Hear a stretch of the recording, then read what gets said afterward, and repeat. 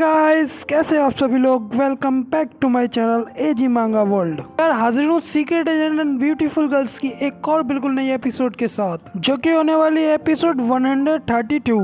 पिछले एपिसोड में हमने देखा था कि लू फेंग उस 9 लेवल की स्वॉर्ड के ऊपर अपना एक पंच मारता है, इसकी वजह से उसके अंदर क्रैक्स आने लगते हैं और साथ ही उस स्वॉर्ड के ऊपर से उस यंग मास्टर की एनर्जी भी हट जाती है।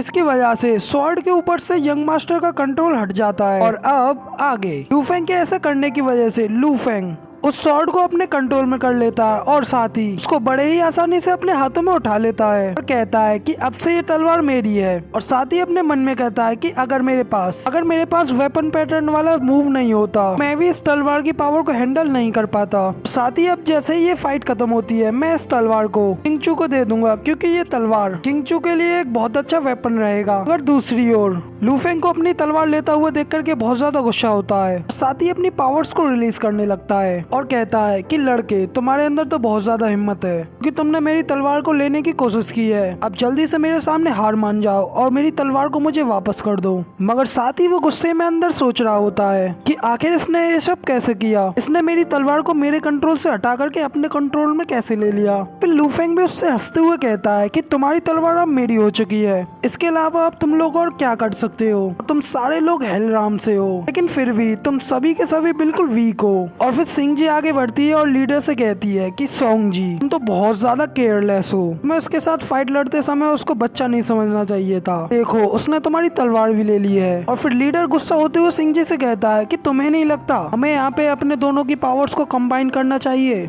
और मिलके इस लड़के का मुकाबला करके इसको हराना चाहिए। और आज अगर हम ऐसा नहीं कर पाए तो हमारे 10 क्लैंस की बहुत ज्यादा बेइज्जती हो जाएगी। अब चलो जल्दी से आगे बढ़ते हैं और जल्दी से इस लड़के के ऊपर अटैक करते हैं। फिर दूसरी ओर लू फेंग भी अपनी पावर्स को रिलीज करता है और कहता है, लेडी ग्रीन, अभी तो मुझे तुमसे अपना पुराना बदला चुकाना है। पहले के टाइम तुमने मेरे ऊपर अटैक किया था, उस समय तुमने लगभग मुझे मार ही डाला था, लेकिन इस बार मैं तुमसे वादा करता हूँ कि मेरी तलवार इस बार तुम्हारी बॉडी के अंदर होगी। फिर सोंग जी भी अपनी पावर्स को रिलीज करती अपनी ब्लू लाइटनिंग थंडर को सिंह जी की स्वॉर्ड इंटेंट के साथ कंबाइन करता है। फिर साथ ही वो दोनों एक साथ मिलकर के आगे बढ़ते हैं। वो दोनों जैसे ही लू फेंग के ऊपर अटैक करने वाले होते हैं, लू फेंग तेजी से अपने शैडो मूव का यूज करता है और वहाँ से गायब हो जाता है। वहाँ से ऊपर की और दूसरी जगह पर पहुँच जाता है। वो दोनों ये सब देख करके कहते हैं कि ये लड़का फिर से अपने वियर्ड से मूव को यूज कर रहा है। ऐसा लगता है कि वो यहाँ से गायब हो गया है, जबकि लू फेंग उनके ऊपर होता है और ऊपर से तेजी से उनके ऊपर अपनी स्वॉर्ड से अटैक करता है। सिंह जी ये सब देख करके काफी ज्यादा घबरा जाती है और सोंग जी से कहती है, जल्दी से अपने आप को बचाओ। जबकि लू फेंग ऊपर की साइड से उनके ऊपर अपनी स्वॉर्ड से एक जबरदस्त स्विंग लगाता है। वो दोनों ही अपने अपने वेपन्स को यूज करते हुए फेंग को अटैक को रोकने की कोशिश करने लगते हैं, लेकिन लू फेंग का अटैक बहुत ज्यादा पावरफुल होता है और वो लोग उस अटैक को रोक नहीं पाते और उस अटैक की वजह से पीछे की तरफ गिर जाते हैं। लेकिन लू फेंग फिर से जल्दी से उनके ऊपर अटैक करने के लिए आगे बढ़ता है। अगर ऐसा करते हुए सोंग जी भी उसे जल्दी से देख लेता है, जल्दी से अपने पास से एक तलिस्मान निकालता है और उसको एक्टिवेट करते हुए अपने सामने एक शील्ड बना लेता है। फिर लू फेंग का अटैक जाकर के उस शील्ड से टकरा जाता है। वो लीडर बड़ी ही मुश्किल से उस अटैक को रोक पा रहा होता है। फिर जल्दी से लीडर सिंह जी से कहता है, मुझे नहीं लगता कि हम दोनों मिलकर के इसका सामना कर सकते हैं और अब मुझे लगता है कि सिर्फ हमारे एल्डर से इसको हरा पाएंगे। अब चलो जल्दी से यहाँ से वापस चलते हैं। और फिर सिंह जी भी लू फेंग को देख करके बहुत ज्यादा गुस्सा होती है और साथ ही कहती है कि लास्ट टाइम तो ये बच्चा मेरे सामने ठीक से खड़ा भी नहीं हो पा रहा था, अब इसे पता भी नहीं चला था कि कब मेरी तलवार इसकी बॉडी के अंदर चली गई,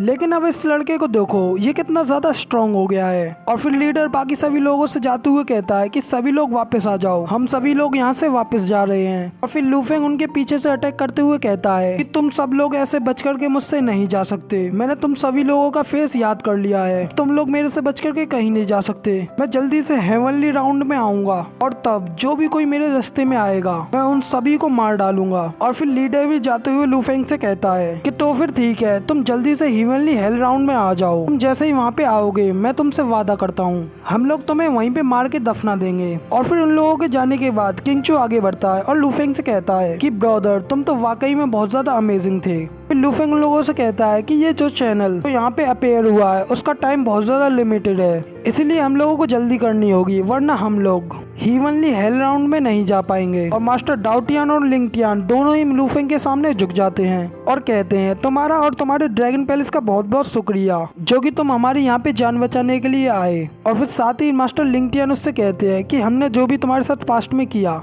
उसके लिए प्लीज हमें माफ कर देना। और फिर लूफेंग उन लोगों से कहता है कि चलो ठीक है, मैं तुम्हें उन सब गलतियों के लिए माफ करता हूँ क्योंकि तुम सभी लोग अब सही रास्ते पे चल रहे हो। हमारे पहले जो भी कुछ बीच में झगड़ा था वो सब हम बुला देते हैं। और फिर साथ ही लूफेंग कह रहा होता है कि वैसे भी हम इन दोनों सेक्टर को खत्म नहीं कर सकते क्योंकि ये दोनों सेक्टर फ्यूचर में हमारे ड्रैगन पैलेस के बहुत ज्यादा काम आने वाले हैं। और फिर लूफेंग उन दोनों से कहते हुए जाता है कि मेरे जाने के बाद तुम दोनों हमारे इस ड्रैगन पैलेस की प्रोटेक्शन करना। और साथ ही वो मास्टर व्यूज लूफेंग से कहते हैं कि तुम्हें परेशान होने की बिल्कुल भी जरूरत नहीं है, हम लोग यहाँ पे सब कुछ संभाल लेंगे। और साथ ही हम जैसे ही सेकंड राउंड के सेकंड स्टेज में आएंगे हम लोग भी तुम्हारे पीछे पीछे वहाँ पे आ जाएंगे ताकि वहाँ पे आकर के तुम्हारी हेल्प कर सके, लेकिन तब तक हम तुम्हारे ड्रैगन पैलेस में ही रहेंगे। और सबके बाद लूफेंग, कियांग, पेंगोन और किंगचू और राक्षा की बहन ये पांचों लोग हेवनली हेल राउंड में जाने वाले हैं क्योंकि इन पांचों लोगों ने अपनी सेकंड राउंड को पार कर लिया है। और फिर मास्टर डाउटियन हंसते हुए उन लोगों को देख करके कहते हैं कि मैंने पहले तुमसे कहा था ना कि ड्रैगन पैलेस वाले लोग सच में बहुत ज्यादा महान है, फ्यूचर में बहुत ज्यादा आगे बढ़ेंगे और मार्शल आर्ट की दुनिया में एक तहलका मचा देंगे। फिर साथ ही मास्टर लिंगटियन कहती हैं कि हाँ आपने बिल्कुल ठीक कहा था, मार्शल आर्ट की दुनिया का एक नया युग शुरू हो रहा है और मुझे लगता है कि बहुत ही जल्दी हीवनली हेल राउंड में भी एक बहुत ही ज्यादा धमाका होने वाला है। जिसके बाद हम लोगों को दिखाते हैं कि लूफेंग और उसके चारों साथी वो पांचों लोग मिल करके उस पोर्टल की ओर उड़ जाते हैं हीवनली हेल राउंड में जाने के लिए। और इसी के साथ हमारा यहीं पे ये वाला एपिसोड कंप्लीट हो जाता है। वीडियो पसंद आई हो तो यार एक लाइक कर देना, कमेंट में बताना कि आपको ये वाली वीडियो कैसी लगी। साथ ही नेक्स्ट आने वाले एपिसोड के लिए चैनल को सब्सक्राइब जरूर कर लेना। इसी के साथ मैं मिलता हूँ आपसे अगली वीडियो में, तब तक के लिए टाटा बाय बाय, फिर मिलते हैं।